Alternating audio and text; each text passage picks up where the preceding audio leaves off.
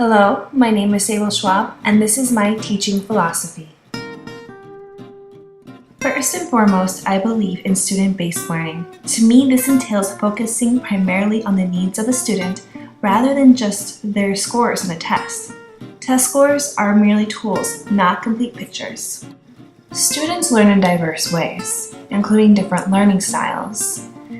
You have auditory learning styles, visual learning styles, and kinesthetic learning styles. Then take a look at their motivation.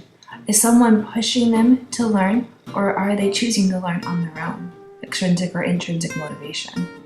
Age is an important factor, but I believe that every age deserves to play games and sing songs. Making a lesson age appropriate involves finding the right balance between seriousness and professionalism and making things fun and exciting. I like to incorporate my students' interests into the classroom, whether it be sports, Pokemon, music, or even Doctor Who. Proficiency, of course, you have to look at what students can do and what they can't do. When students are of a lower proficiency level, I believe in using the total physical response, an audiolingual method. But as they increase their proficiency level, that's when you start relying on the communicative language teaching approach.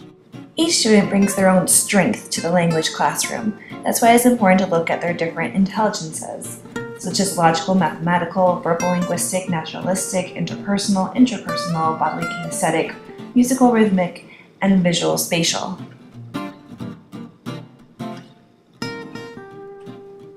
Then you have to look at their knowledge, specifically what kind of gaps in knowledge they might have.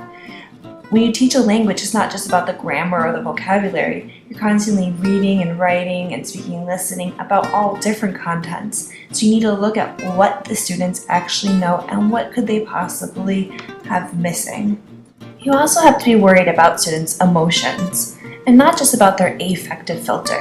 What's going on in the house and the challenges that they're going through will affect how they approach the language, and language lessons might give them an outlook for those issues. For example, if you have someone transitioning in your class, you can teach them different adjective endings so that they can get used to their new identity and they can express themselves in non-gender specific ways. And of course, you have to look at what they're going to use the language for, which is why I like to incorporate a lot of task-based learning. So if they're going to be using this language to talk on the phone, then we're going to learn how to leave voicemail messages and other practical skills. As a teacher, I am constantly analyzing my students, practically putting them under a magnifying glass, constantly assessing how things are changing, how things are progressing, so I can be a responsive and flexible teacher that meets my students' needs. While considering the diverse needs of my students, it is important to reflect on my own teaching practices. That is why I constantly ask myself, am I providing enough variety to meet students' needs? Are students responding to my teaching styles the way I want them to? Are students meeting state standards and the standards I have for them? And are students developing a positive relationship with the language? If not, then how should I adjust my teaching?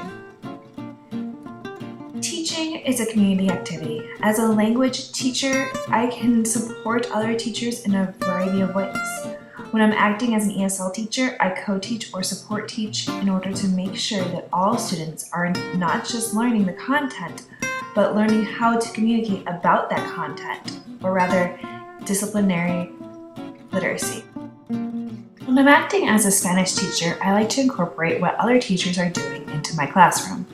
When the English teacher teaches reading strategies, I have students use them in my classroom. When the history teacher teaches about certain historical events, I teach the rules of Spanish-speaking countries during those events. The purpose of this collaboration is to reinforce the subjects in students' heads, because I believe that if students are going to succeed, especially in regards to disciplinary literacy, then we as teachers need to succeed together. By providing high-quality language instruction, I believe I am helping students develop a global perspective, cultural empathy, and a stronger voice. To sum up, my teaching philosophy involves student-based learning, providing a variety of methods, reflexive teaching, and collaboration.